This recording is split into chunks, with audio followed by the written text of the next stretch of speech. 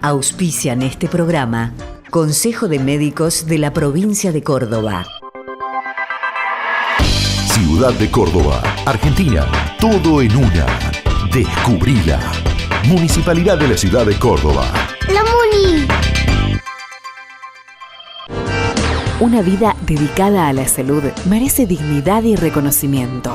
Caja de Previsión Social para profesionales de la salud de la provincia de Córdoba.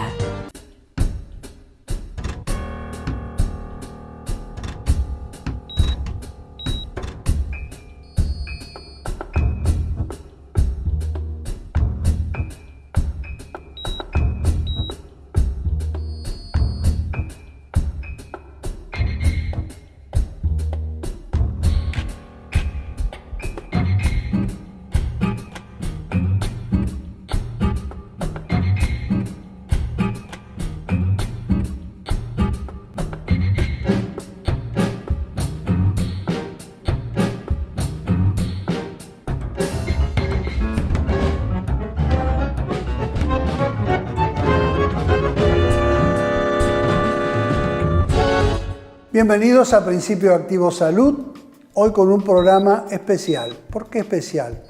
Porque vamos a mostrar cuestiones que ya mostramos en otros programas. ¿Y por qué los mostramos?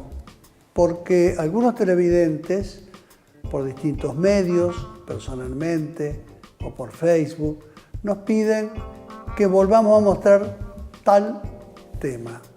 Y nosotros hemos elegido lo mejor de los programas que nosotros consideramos más logrados en el periodo que llevamos en Principio Activo Salud. ¿Es así, Marcos?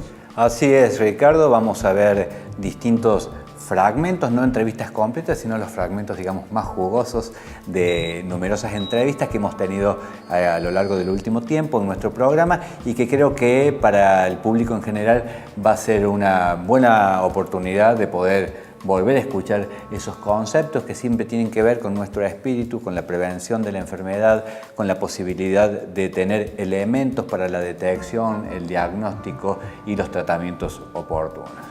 Perfecto, entonces vemos nuevamente esos fragmentos de programas que ya hemos pasado en todos estos años que estamos en este canal.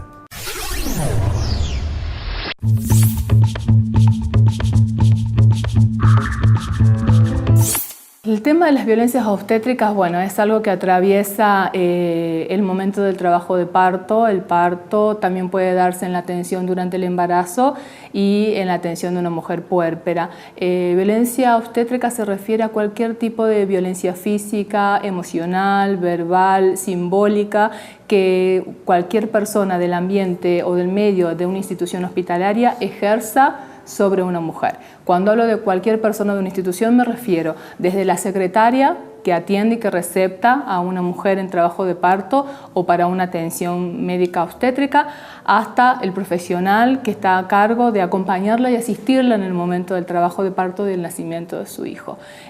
Van desde dichos que con cualidades peyorativas hacia una mujer, hasta muchas veces intimidaciones, amenazas y también, bueno, aspectos físicos como sostener las manos, impedir cambios de posturas. También algo muy importante que tiene que ver con el no respeto quizás de aspectos socioculturales de la mujer, o sea, cuando una mujer viene a un trabajo de parto con un bagaje cultural sobre lo que significa el parto, el no tener en cuenta también estos aspectos resulta también parte de lo que se considera violencia obstétrica. La violencia obstétrica es algo que ha venido haciendo bastante daño emocional a las mujeres y es algo sumamente evitable, ¿sí? Y cómo se puede evitar la violencia a través de la formación emocional, a través de estar en contacto cara a cara con la mamá, con este bebé, entender que un parto, un nacimiento no son una enfermedad, que implica un sostén emocional necesario e importantísimo por parte de cada persona con la que la mamá en el transcurso de su embarazo y del nacimiento y del puerperio se encuentra, ¿no?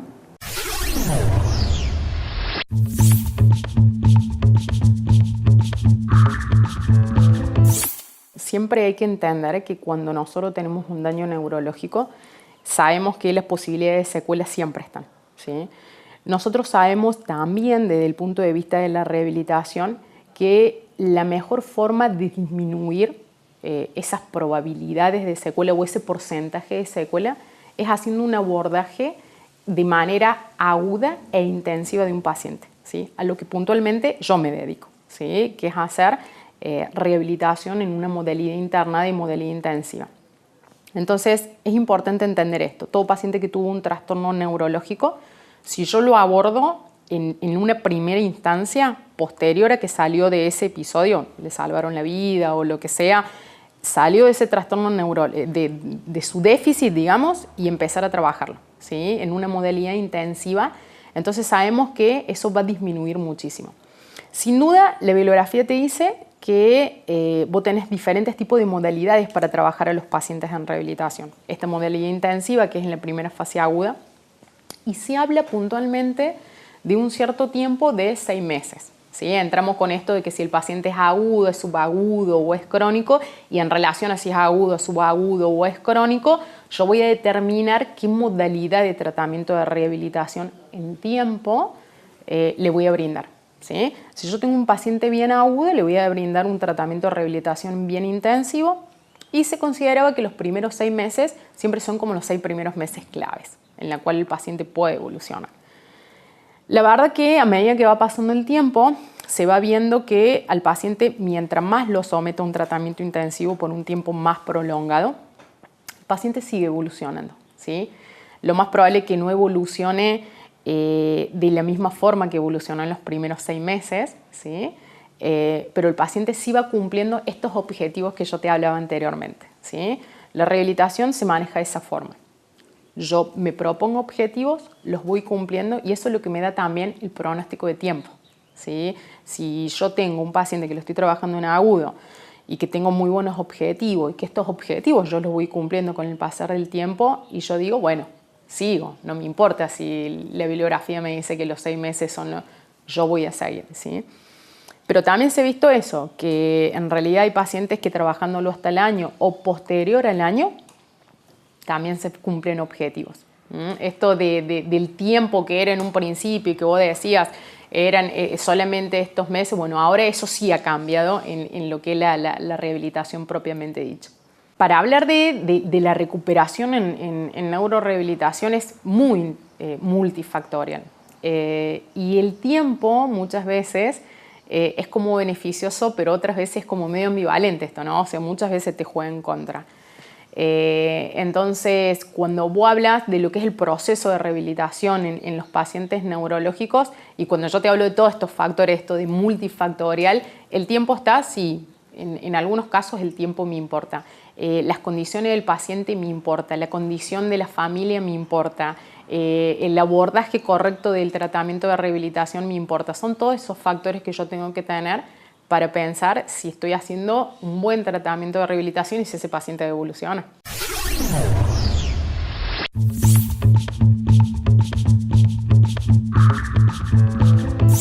A partir de la década de los 80 empezaron las primeras recomendaciones o las pirámides alimentarias, en donde se empezó digamos, a recomendar en cuanto a la alimentación a nivel poblacional lo que se consideraba una alimentación óptima. Si recordamos, en la base de esas pirámides estaban todo lo que eran los cereales, y hacia la punta íbamos encontrando otro tipo de alimentos, lácteos, después verduras, frutas, los aceites, por ejemplo, que estaban en la punta, o los alimentos grasos.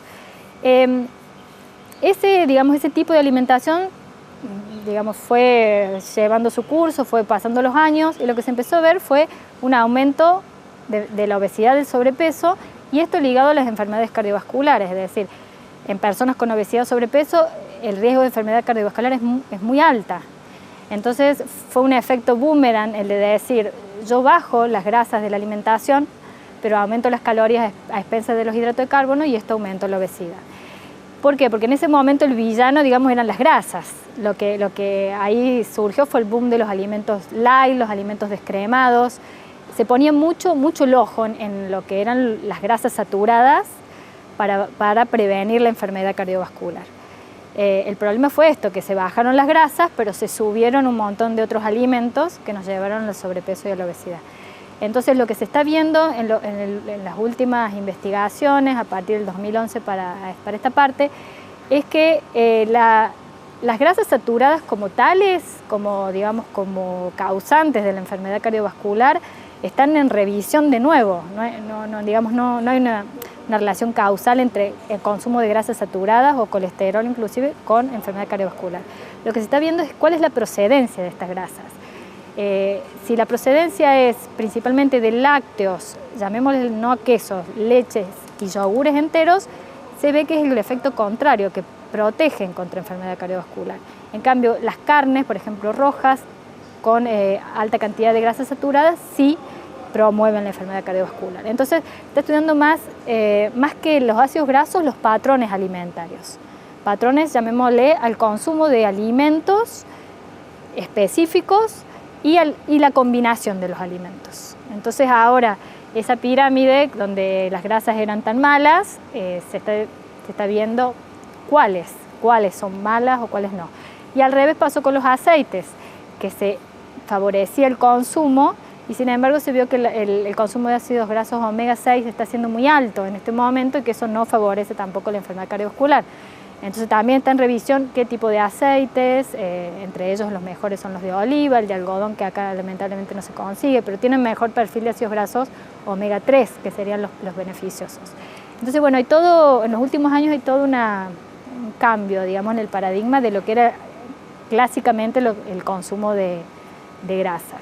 Y de colesterol, que también el huevo es uno de los alimentos que durante años se lo ha marcado como el causante o que favorecía la enfermedad cardiovascular y ahora también está en revisión eso. Con esta movida del tema de las grasas saturadas y la procedencia de las grasas saturadas se han revalorizado lo que es la leche o el yogur enteros. Durante muchísimo tiempo, hace 15 años, que se viene insistiendo con el tema de la leche descremada, el yogur descremado. Al bajar este contenido de grasa, se pierden algunos nutrientes y también la saciedad. O sea, yo tomo leche entera y es probable que me sienta realmente saciado por un rato más largo que si tomo leche descremada, y eso es bueno. Entonces esto sería un alimento, la leche entera, digamos, beneficioso, que ha tenido mala fama. Bueno, el huevo, como vimos, el contenido de colesterol del huevo, que antes se lo relacionaba directamente con el aumento de la colesterolemia, se vio que no es así. Es decir, que esta clásica recomendación de 3 huevos a la semana, que es la que teníamos actualmente, ahora se ha flexibilizado hasta 5 veces, inclusive 7 veces a la semana. Lo que se está viendo muchísimo en el último tiempo es recuperar los alimentos naturales, los alimentos de verdad. Volver a ir a la verdulería, tomar agua en vez de tomar jugos y recuperando este patrón de alimentación saludable que se basa principalmente en alimentos y no tanto en productos industrializados, es lo que marca tanto la disminución de la obesidad, el sobrepeso, la enfermedad cardiovascular, el cáncer, volver a los alimentos naturales.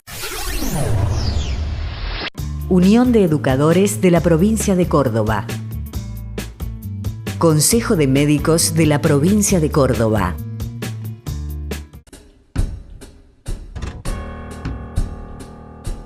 Últimos avances en el diagnóstico prenatal, diagnóstico por imágenes, laboratorio, biología molecular, genética, endocrinología y otras especialidades médicas.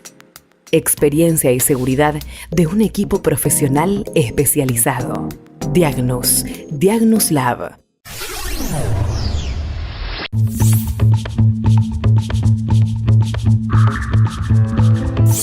La medicina paliativa es una disciplina que se dedica a atender pacientes que poseen patologías no curables o de horizontes de terminalidad, cuyo objetivo es mejorar calidad de vida. Esto significa que el paciente esté con los mínimos signos y síntomas evolutivos de su enfermedad para lograr que el paciente tenga una vida digna, la que sea esta, y trabajamos también para que tenga una reinserción familiar, social y hasta laboral, de manera tal que la enfermedad no sea alienante y posibilite que el paciente obtenga no solamente calidad de vida por por la ausencia o por el tratamiento de la falta de síntomas, sino también porque es una persona socialmente activa y útil. Hay una diferencia concreta en esto. Los algólogos, especialmente una rama que hace la anestesiología, se dedican justamente a tratar el dolor en una forma un poco más incisiva o un poco más intervencionista. El paliativista tenemos una mirada holística y conservadora.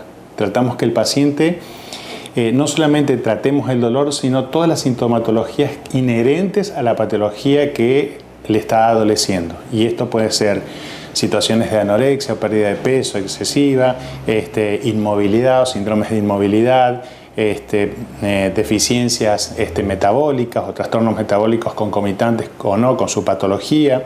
Generalmente los pacientes que llegan a un tratamiento paliativo no llegan solamente con su enfermedad no curable o su enfermedad que tiene una evolución de terminalidad, sino que también es un paciente que tiene otras patologías asociadas, lo cual nos involucra a tratarles su diabetes, su hipertensión, es decir, las patologías asociadas que tiene.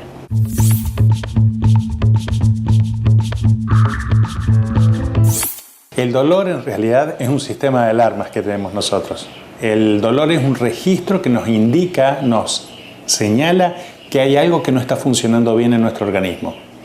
Obviamente que cuando se desarrolla una patología en una determinada área, esos focos de dolor se hacen crónicos como consecuencia de la misma alteración de los receptores que involucran a la enfermedad. Por lo tanto, ese dolor crónico debe tener tratamiento, porque ya el paciente tiene registro de qué le está pasando, el profesional interviniente también tiene registro de lo que le está pasando, y sanear ese dolor no significa sacarle el sistema de alarma, que eso es digno de tenerlo en cuenta, especialmente para patologías de orden benigno, como una artrosis, porque el paciente tiene que tener algo de registro de dolor para reconocer el límite, pero no tiene que vivir con dolor. El vivir con dolor es una situación alienante. Pensemos que desde los tiempos remotos, los verdugos utilizan el dolor como un método de sacrificio y un método de doblegar a su víctima. No utilizan ni las cosquillas, no utilizan ningún otro elemento, sino el dolor. Entonces, el dolor despersonaliza, el dolor involucra un desgaste psicofísico muy importante y conmina al paciente en una situación de sufrimiento donde involuciona en lugar de evolucionar activamente en el proceso de sanación de esta situación del paciente.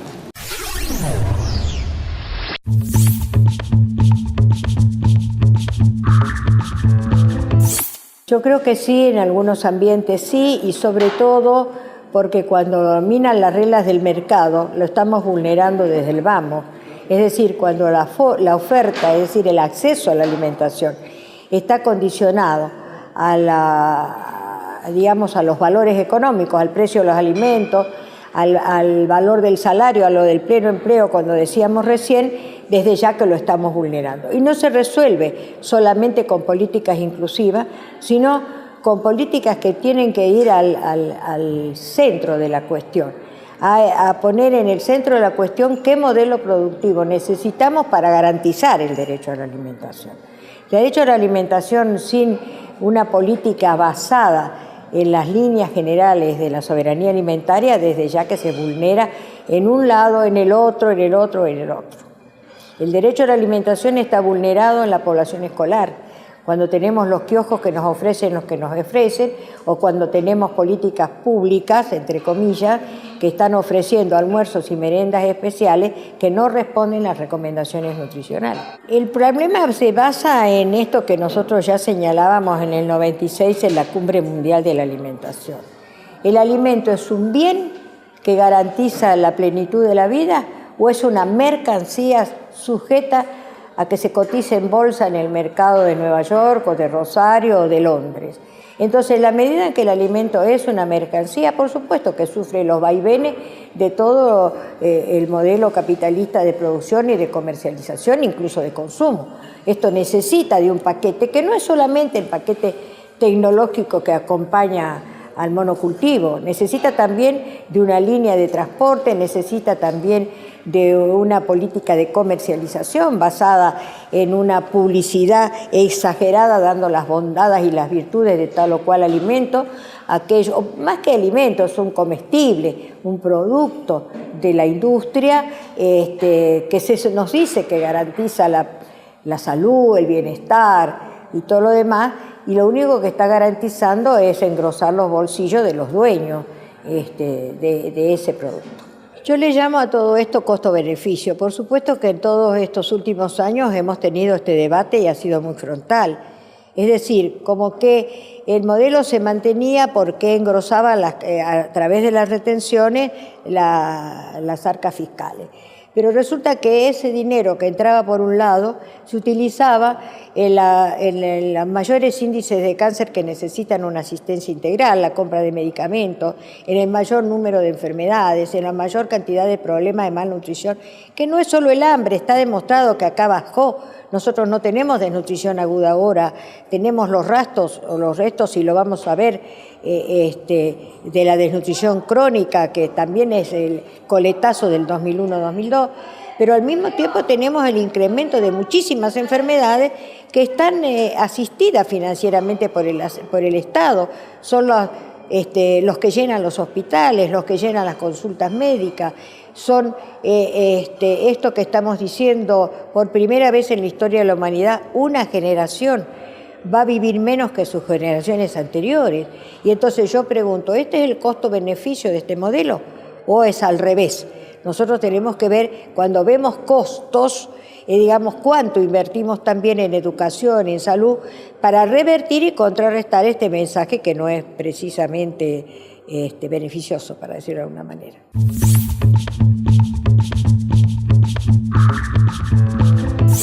La soberanía alimentaria condiciona la seguridad y el derecho. No se puede hablar de seguridad alimentaria, no se puede hablar de cantidad o inocuidad de alimentos sin plantearnos el tema soberanía. Porque el alimento es inocuo, ¿por qué? Porque no tiene la contaminación, los microbios, lo que sé yo, no tenemos salmonela, No, estamos también y demostrando de que la fumigación ha traído la contaminación química. Estamos viendo contaminación por el uso excesivo de aditivos que se están utilizando en la industrialización de los alimentos, que sí los estamos demonizando, claro que sí. No demonizamos todos los alimentos, no, demonizamos estos alimentos, que son más que nada, como dijimos antes, objetos comestibles no identificados. Son comestibles, no son alimentos. Entonces, cuando hablamos de seguridad, hablamos de la seguridad de los alimentos. Lo fundamental es el cambio de estructura del modelo. Esto no es el modelo menemista y el modelo kirchnerista y el modelo de la ruista. Este es el modelo capitalista. Y que en esta etapa es un capitalismo salvaje. Significa elegir un modelo de transición que sí va a ir acompañando al camino hacia la soberanía alimentaria. Pero es un modelo de transición que tiene que abandonar este modelo que nos está matando, que es genocida, que es ecocida, como dice Mónica Robin.